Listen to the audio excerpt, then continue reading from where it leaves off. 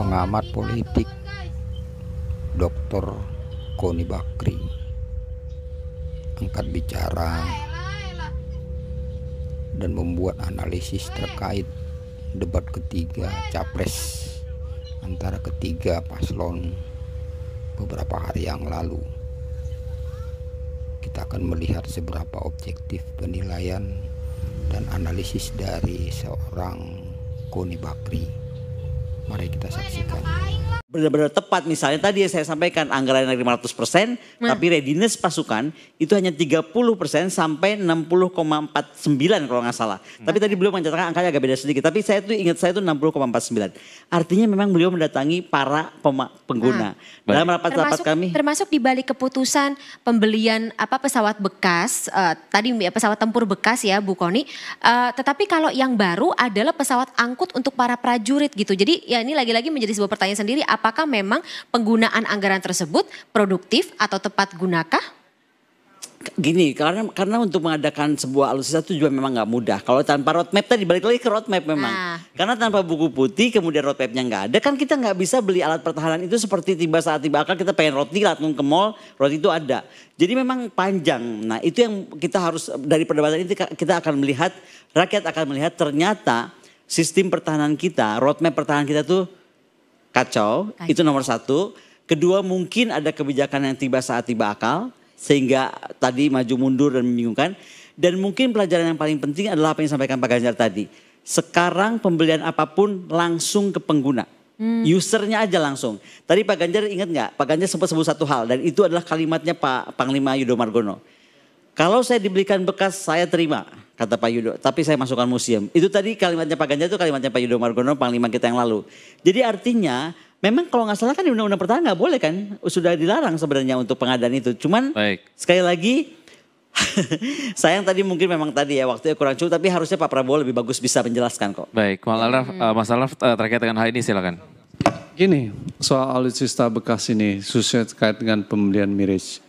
Pertama, kita ini ingin agar tidak meminimalisasi, ingin agar kekuatan pertahanan kuat dan meminimalisasi terjadinya kecelakaan-kecelakaan pesawat.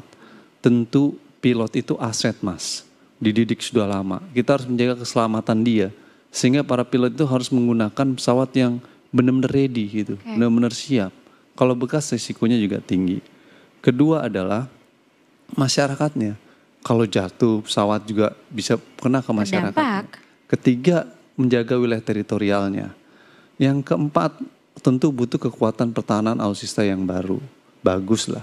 Nah, bekas ini problemnya adalah dalam konteks kasus pembelian Mirage, Pak Juwono Sudarsono waktu Menteri Pertahanan saja sudah menolak membeli Mirage ini. Tapi Pak Prabowo malah beli. Apalagi pembelian ini diduga melibatkan broker tertentu dalam pengadaannya. Nah ini jadi masalah yang keempat. Tapi yang kelima adalah. Saya juga jadi penasaran deh, pesawat Mirage itu sebenarnya usia pemakaiannya, ya kalau misalnya kita membandingkan dengan mobil misalnya, usia pemakaiannya itu idealnya berapa tahun? Pokoknya sudah usang lah, ya kan kira-kira. Seperti kata Ganjar. Tapi ini yang paling penting nih soal Mirage dan pesawat bekas adalah kalau Anda membeli bekas, Anda tidak akan tahu harga aslinya seperti apa. Sehingga dugaan penyimpangannya tinggi. Makanya senang beli bekas. Transparansi yang kalau beli mobil nih, mobil bekas kan nggak tahu. Berapa nih mobil bekas ya? 150 juta, 120 juta aja.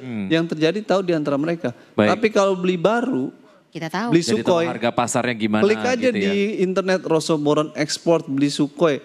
Harganya sekian jelas. Beli mobil baru juga sama jelas. Tapi kalau bekas dia tidak jelas kelihatan. Sehingga dugaan-dugaan penyimpangan dalam pengadaan beli bekas itu tinggi. Makanya senang hobi beli bekas itu salah satunya adalah dugaan permainannya tinggi gitu. Bu Koni, itu problem. Sempat disampaikan oleh Ganjar Pranowo terkait dengan anggaran dari pertahanan Indonesia sendiri yang masih di bawah 1% dari PDB begitu ya.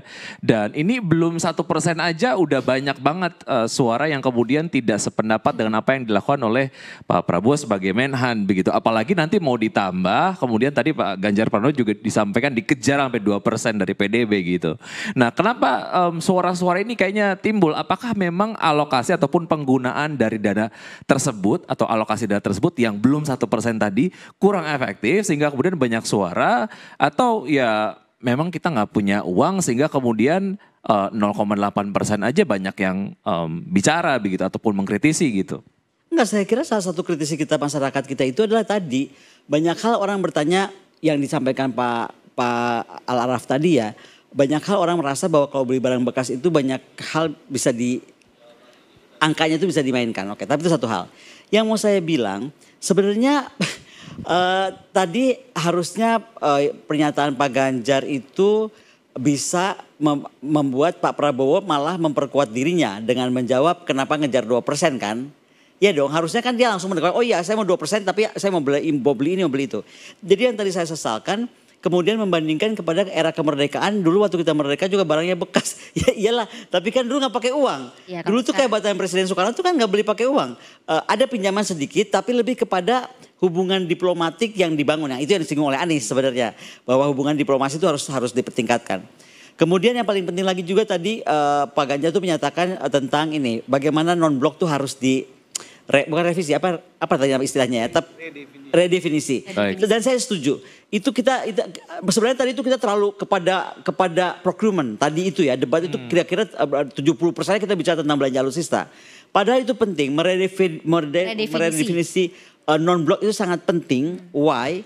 Sekarang kita mesti bertanya, dalam era kali ini dengan kondisi keuangan kita yang terbatas, dengan anggaran yang susah, kemudian juga hubungan kita dengan beberapa negara, ketakutan untuk embargo and so on and so forth. Baik. Kenapa sih kita tidak mulai berpikir untuk membangun semacam kerjasama pertahanan yang lebih konkret. Jadi kita ini punya pilar ASEAN, misalnya dari start dari ASEAN Political Security gitu.